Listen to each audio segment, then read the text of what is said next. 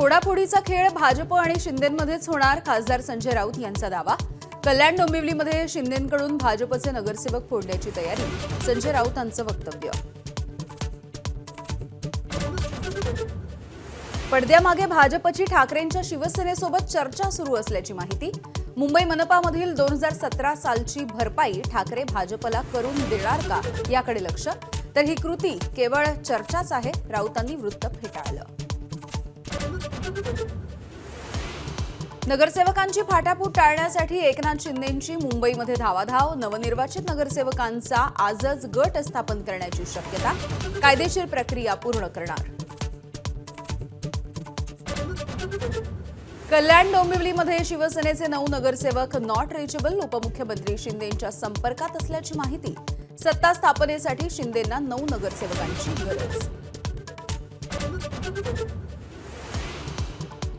एकनाथ शिंदे भाकरी फिरवण्याच्या तयारीत, महानगरपालिका निवडणुकीमध्ये मंत्र्यांकडून अपेक्षित यश न मिळाल्यामुळे काहींचे पत्ते कट होणार। पक्षवाढीसाठी काम करणाऱ्या आमदारांना मंत्रिपदाची लॉटरी लागण्याची शक्यता।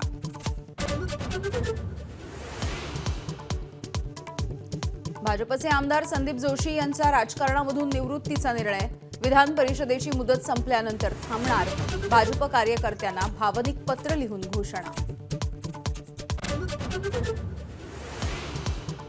मंत्री भरत गोगावलेंचा मुलगा विकास गोगावलेंना अजूनही अटक का नाही, मुंबई हायकोर्टाचा रायगड पोलिसांना सवाल।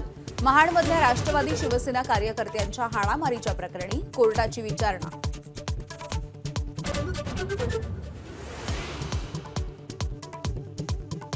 संभाजीनगरमधल्या मैफलमध्ये माजी खासदार इम्तियाज जलील यांच्यावरती उधळले पैसे, 33 नगरसेवक निवडून आल्याच्या जल्लोषामध्ये पैशांची उधळण, नागरिकांचा संताप।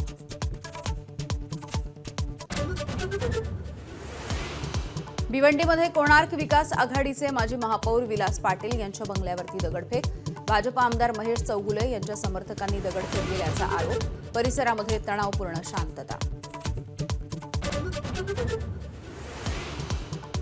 मुंबईमध्ये पोर्ट ट्रस्टच्या जागेवरती आलिशान 30 मजली बिहार भवन उभं राहणार, प्रशासकीय मान्यताही मंजूर, मनसेचा कडाडून विरोध। सोनं आणि चांदीच्या दरामध्ये मोठी वाढ, 1 किलो चांदीचा दर 3,03,850 रुपयांवर, प्रति तोळा सोन्याचा दर 1,48,00,000 रुपये।